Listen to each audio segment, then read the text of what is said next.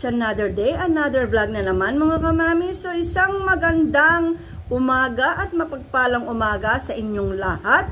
Kumusta na kayo mga kamami? Sana po ay nasa mabuti kayong kalagayan at sana po ay nakapag-almusal na kayo. Kung hindi pa po kayo nakapag-almusal, halina po kayo, maupo po kayo at magkwentuhan po tayo about sa product na naman ito. Hindi ko po siya kaagad nagawa ng vlog kasi po talagang ni-review ko muna siya ng maigi at ginamit ko siya ng isang buong buwan. Opo, so ito po ay isang buwan ko na siyang ginagamit. So last month ko po siya nabili. So eksakto po isang buwan na siya kahapon.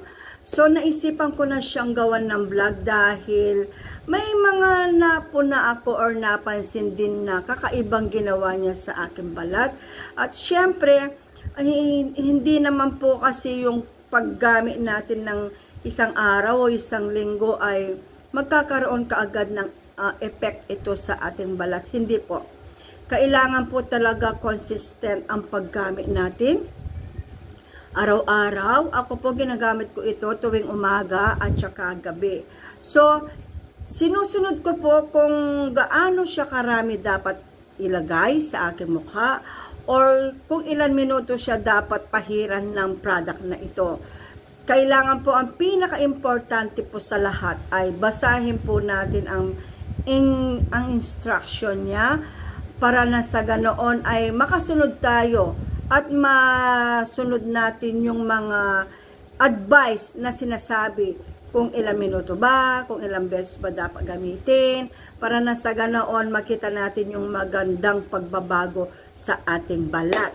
Yun nga mga kamami, so heto na mga kamami, marahil ang iba ay ginagamit na ito.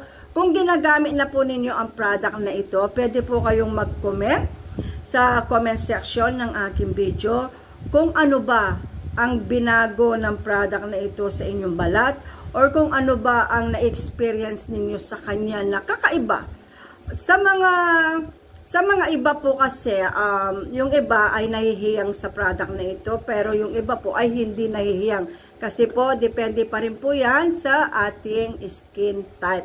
At kung paano tanggapin ng ating balat ang mga skincare product na ating ipinapahid sa ating balat. So mga kamami, heto na. Hindi na ako magpapatumpik-tumpik pa. At syempre, gusto kong ilahad sa inyo kung gaano siya kaganda at kung gaano siya ka-effective. Opo, napakaganda nito lalo na po sa kaedad ko. Kaway-kaway po, yung mga 40 plus pataas at yung mga 50 plus na kagaya ko na this year ay 58 years old na ako dahil ito ay makakatulong sa atin. Opo, so mga kamami, heto na po, si Vitamin C Toner. Alam niyo po ba na napakaganda ng toner na ito? Talagang mapapawawa ko sa kanya. Talagang, kasi po kaya talagang tuwang-tuwa ako sa kanya kasi madalang lang akong mahiyang sa mga toner na ginagamit ko. So, meron na rin po akong nagawang vlog na toner din na nahiyang naman po sa akin balat. So, ipa-plus ko po dito para mapanood din po ninyo, baka sakali ay mahiyang sa inyo din yun. Pero kagaya nga po, hindi na ako nakabili ulit ng toner na yun. So nag-try ulit ako bumili ng ibang toner. Heto nga, nakita ko sa TikTok ay napaka-trending ng toner na ito dahil ang daming mga magagandang feedback na mga sinasabi about sa kanya. Syempre, ang kamami ninyo ay nag-research din ako, ni-review ang mga bawat sinasabi or yung mga nagsasabi na napakaganda niya. Although, syempre, may mga pagkakataon na yung iba ay hindi nahiyang. So, syempre, iba-iba pa rin po kasi yan depende pa rin po kasi yan. Ay, sorry po, naano na naman ako. Depende pa rin po kasi yan kung paano tanggapin ng ating balat ang toner na ipapahid natin. Opo. So mga kamami, ito po si Vitamin C Toner. Ito po ay nabili ko sa Pix Beauty Star sa TikTok shop. Ito po ay sa halagang 127 pesos na kasama na po ang SF doon. So ganito siya kamura. napakamura na niya, pero napaka-effective at ganda ng maibibigay na resulta. Kagaya po ito, ayun, nakaligo na po ako. So, half bath lamang ako. Hindi ako naligo sa buhok, sa body lang po. Wala pa po ako nilagay na kahit ano sa aking mukha dahil gusto ko po siyang gamitin na nakikita ninyo kung ano bang magiging reaction ng aking balat at kung anong makikitaan ninyong pagbabago. Although isang buwan ko na siyang ginagamit. So mga kamami, ang benefits na makukuha natin sa vitamin C na ito po pala ay safe na gamitin. Ito po ay ang benefits na makukuha natin sa kanya, mapapaputi niya ang ating balat at meron siyang anti-aging at syempre makakatulong siyang ma-moisturize niya ang ating balat. Yung mapapanatili niyang fresh ang ating skin. At syempre, ang pinakauna sa lahat na gusto ko ay yung whitening. Mapapaputi niya talaga ang skin ko. At nakakatulong din po siya, napansin ko, nakakatulong din siyang makapagpabawas unti-unti sa mga dark spot na maliliit sa aking mukha. Opo, talagang ngayon yung iba hindi na sila visible. Kaya patuloy pa rin ko siyang ginagamit. Opo, kasi nasisiyahan ako sa ibinigay niyang resulta sa aking balat. So mga kamami, gagamitin ko na siya dahil hindi pa ako nakapag-toner. Alam po ninyo mga kamami, kahit po naghilamos na tayo, kaisabunin pa natin ng ilan beses ang ating mukha, still po, meron pa rin natitirang dumi. Opo, kahit na yung pinakamaliliit na dumi ay maiiwan sa ating balat. So, kailangan talaga napaka-importante na mag-toner po tayo. Pero syempre, pipili po tayo ng toner na mahihiyang at tatanggapin ng ating balat at mahihiyang ito sa ating balat. Opo. Kahit po hindi siya kamahalan, kahit po mura lamang ang isang product, as long na ito ay legit, hindi fake, at ito ay maganda ang kanyang mga ingredient. At ito po pala ay alcohol free, nakasaad po doon sa ano niya, alcohol free po ito kasi ang ano, ako po ang nilalago ay 5 drops. Tapos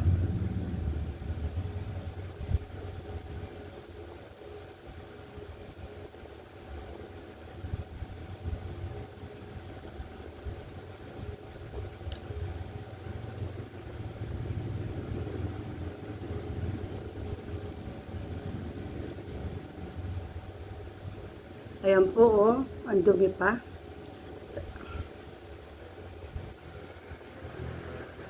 Iniiwasan ko po mapunasan yung kilay ko. Dahil kilay lamang ang aking inilagay sa aking face. At saka lipstick.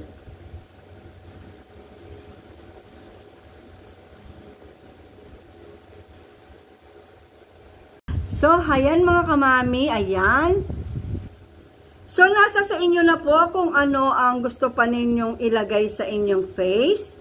Kung ano pa ang gusto ninyong ipahid after using this toner. Siyempre, kapag may mga ginagamit tayong mga skincare products sa ating balat, siyempre, unang-unang ginagamit natin ay si toner. Ako po ay talagang natuwa dahil sinubukan ko lamang siya dahil nagtitrend nga siya sa TikTok. So, nainganyo akong bumili nito. Bukod sa mura na, nakitaan ko siya ng magandang resulta sa aking balat. Yung mga maliliit kong mga melasma dito, at saka dito, marami pa po yung mga maliliit na dark spot, ay nagbawas na po, o nabawasan, ika nga. Nabawasan na po. Hindi na po siya masyadong visible. Nagiging invisible na po sila. Ang ibig sabihin, ito po ay umiepekto na sa aking balat. Although, syempre, hindi po lahat ay pare-pareho ang skin type natin. So, ang gawin po ninyo ay basahin po ninyo ang kanyang mga ingredient.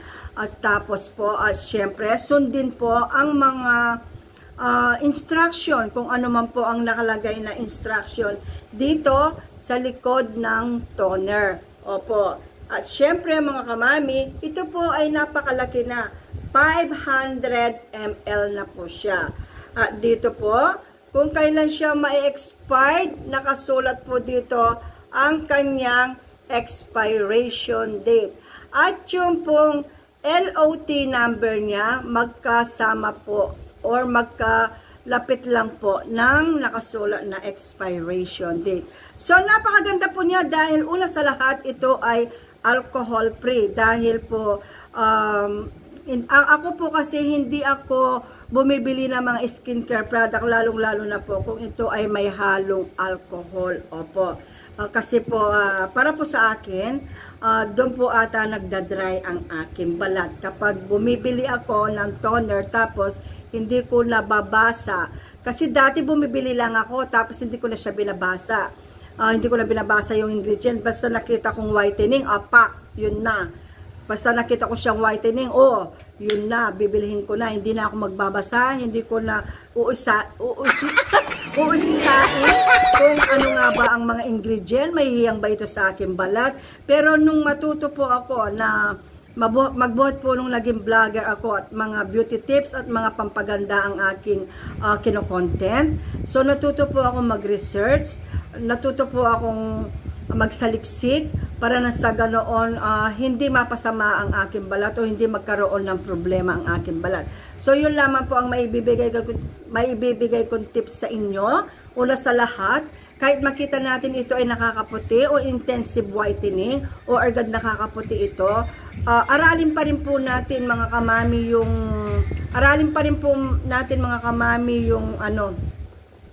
yung mga ingredient niya kung ito ba ay mahihiyang sa ating balat. At siyempre, siguraduhin po natin na ito ay walang halong alcohol. Apo. Doon ako natuto. Kaya nga po ngayon talagang talagang sinisiyasat ko kung ang lingwahe niya dito ay ibang lingwahe, gagamitan ko siya ng Google Translator para na sa ganoon ay mabasa ko kung paano ko siya gagamitin at kung ito ba ay makakatulong sa problema ko sa aking balat. Liban po sa aking mga pekas na maliliit na gusto ko maalis sa aking balat ay oily skin, lalo na pag summer, kagaya niyan, malapit na naman pa summer na. Naku, yung mga oily skin talagang makikitaan nyo kumikintab na parang may mantika ang aming mga mukha. Pero dahil po sa mga nagamit ko na mga previous na mga skincare product at ito ay nakatulong sa problema ko rin sa aking balat, na-decrease po or nabawasan ang pagka-oily ng aking balat. Opo. So mga kamami, sana po ay nagustuhan nyo ang video ito at sana po ay makatulong sa inyo ang vitamin C toner na ito, lalong-lalo na po sa mga kaedad ko, kaway-kaway po. Huwag po kayong mahiya or matako na gamitin ang toner na ito dahil kapag pinahid po ninyo ito sa inyong balat, wala po kayong mararamdaman na kahit anong hapdi or wala kayong mararamdaman na pangangati at hindi rin po mamumula ang inyong mukha at hindi rin po ito magbabakbak. Yan po ang pwede kong patunayan sa inyo na talagang ito ay napakaganda. Walang ganon na mangyayari sa inyong balat. At syempre, kailan po natin balak na pahiran ng ating balat kapag po yung mga marami na tayong kulubot? So, habang bata pa tayo, habang wala pa tayo sa senior o wala pa tayo mga 60 plus, so pwede pa natin pahiran or walang nakaharang na mga gitla or mga wrinkles or kulubo sa ating balat na maigi pa natin siyang maipapahid sa ating balat. Why not po ngayon na i-enjoy na lang natin na pahiran ng mga skincare product ang ating balat habang ito ay hindi pa masyadong kulubot. I-enjoy natin ang moment mga kamami. I-enjoy natin habang kaya pa natin at habang tatanggapin pa ng ating balat. Siyempre, konti pa lang ang ating mga kulubot. Alam ko naman po mga kamami na darating ang araw ang aking mukha ay talagang kukulubot. talagang makikitaan siya na tumanda ng aking balat. Pero at least po masasabi ko sa akin sarili, nung medyo bata pa ako, ay na-enjoy ko naman na alagaan ang aking balat.